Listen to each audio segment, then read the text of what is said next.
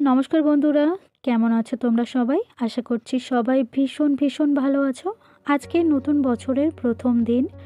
তো আজকের আমি ভাবলাম তোমাদের সাথে একটা মিষ্টি মুখের রেসিপি শেয়ার করা যাক। তো বন্ধুরা, আজকের আমি তোমাদের সাথে ফিরনি রেসিপি শেয়ার করব। আমি কিন্তু এই ফিরনিটা কিন্তু নতুন গুড় দিয়ে বানিয়েছি।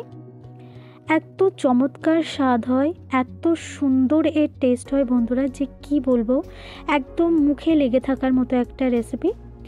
আর এই রেসিপিটা কিন্তু বানানো অত্যন্ত সহজ, বাচ্চা থেকে বড় সবাই কিন্তু ভীষণ ভালোবাসবে এই রেসিপিটা।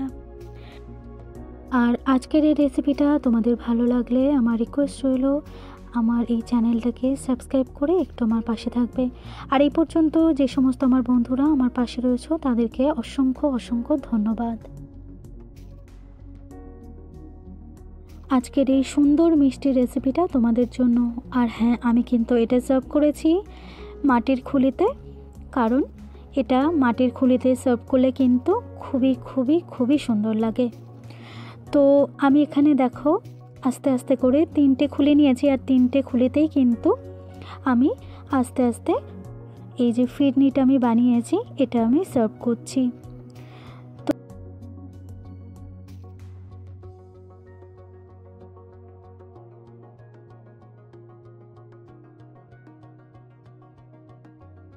তো চলো বন্ধুরা, আজকের এই নতুন রেসিপিটা তোমাদের সাথে শেয়ার করি। তো দেখো, আমি এখানে হাফ কাপ পরিমাণ গোবিন্দভোগ চাল আমি রাত্রে ভালো করে ধুয়ে রেখেছিলাম, শুকিয়ে নিয়েছি। এবার আমি চালটাকে ছোট একটা মিক্সিং জারের মধ্যে নিয়ে নিচ্ছি। আর এই চালটাকে কিন্তু আমি 2 আধখানা করে নেব। তো আমি চালটাকে এবার আমি মিক্সিতে একটু 2 আধখানা করে একটু গুঁড়ো করে নিচ্ছি। জাস্ট একটুখানি মিক্সি চালিয়ে নিলেই কিন্তু চালটা 2 আধখানা হয়ে যাবে। তো দেখো, চালটা কিন্তু একটু ভেঙে নেওয়া হয়ে গেছে। আর আমি ঠিক কেমন এসছে দেখো, আমি সেটা একটু তোমাদের দেখিয়ে দিচ্ছি। দেখো, এরকম 2 আধখানা হয়ে গেছে। তো এবার আমি মেন রেসিপিতে চলে যাব। এখানে দেখো একটা আমি কড়াই বসিয়ে দিয়েছি। কড়াইয়ের মধ্যে আমি দিয়ে দিচ্ছি পরিমাণ মতো দুধ। তো আমি এখানে গরুর দুধ নিয়েছি। আমি এখানে 750 ml গরুর দুধ নিয়েছি। আর চালের পরিমাণ কিন্তু চায়ের কাপের হাফ কাপ। তো দুধটা এখানে কাঁচা রয়েছে।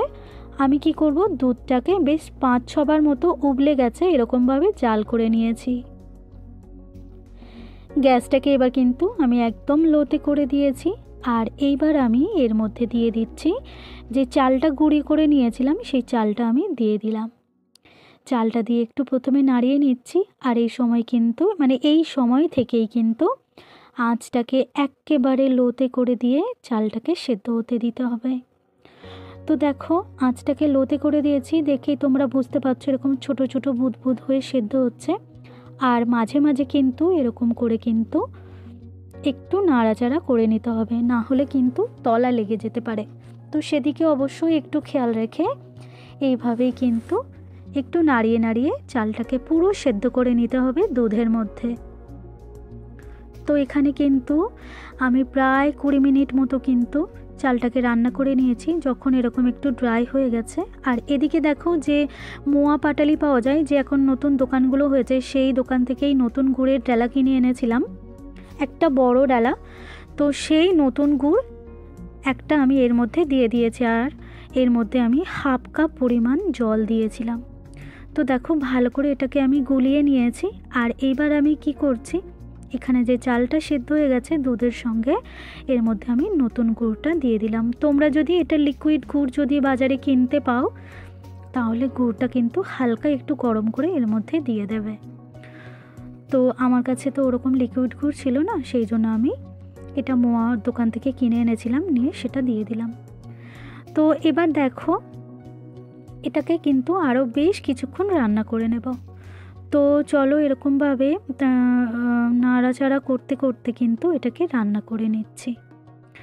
আর আমি কিন্তু চিনিটা একদম সবার শেষে অ্যাড করব, যদি প্রয়োজন হয় আর কি, তবেই কিন্তু আমি চিনি অ্যাড করব। তো দেখো, এরকমভাবে আস্তে আস্তে জাল করতে করতে একদম দেখো কীরকম ড্রাই মতো হয়ে এসেছে। তো এরকম অবস্থায় এবার আমি এর মধ্যে 100 গ্রামের মতো আমুল দুধ আমি একটু জল দিয়ে গুলে নিয়েছিলাম, সেই আমুল দুধটা দিয়ে দিলাম।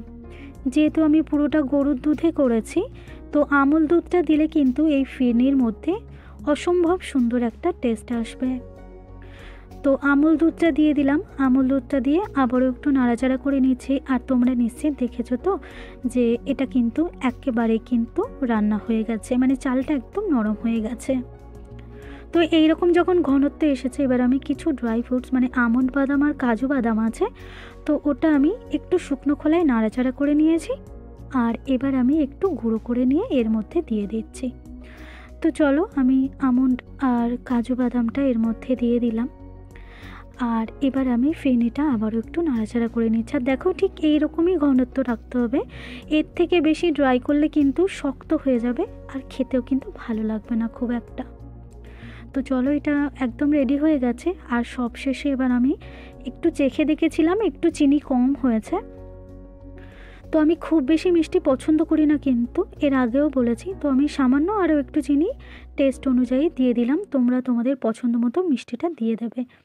এতে কিন্তু যে পাতলা হয়ে যাবে এরকমটা কোনো ব্যাপারই না, কারণ আমি প্রথমে গুড় দিয়েছিলাম, অল্প চিনি লাগবে সেই জন্য সেটা লাস্টে অ্যাড করে দিলাম। আর দেখো এখানে 4টে এলাচ একটু থেঁতো করে আমি এর মধ্যে দিয়ে দিলাম।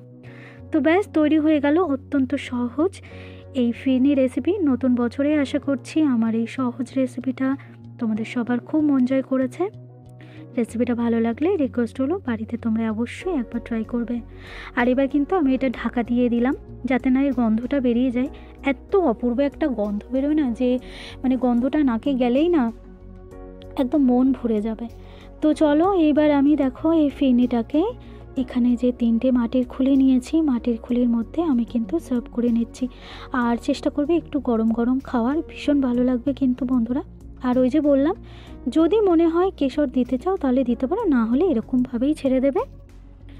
তো এতেই কিন্তু একদম দুর্দান্ত লাগবে। তো চলো বন্ধুরা, আজ এই পর্যন্তই। আবারও দেখা হচ্ছে এরকম আরও একটা নতুন রেসিপি নিয়ে। নতুন বছর আজ শুরু থেকে পুরো বছরটা তোমাদের সবার ভালো কাটুক। আবারও আসবো আমি এরকম আরও অনেক নতুন নতুন রেসিপি নিয়ে।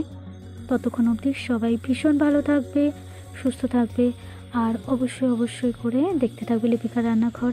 আশা করছি নতুন বছর সবার খুব খুব ভালো কাটুক। তো চলো আজ এই পর্যন্তই, সবাইকে টাটা।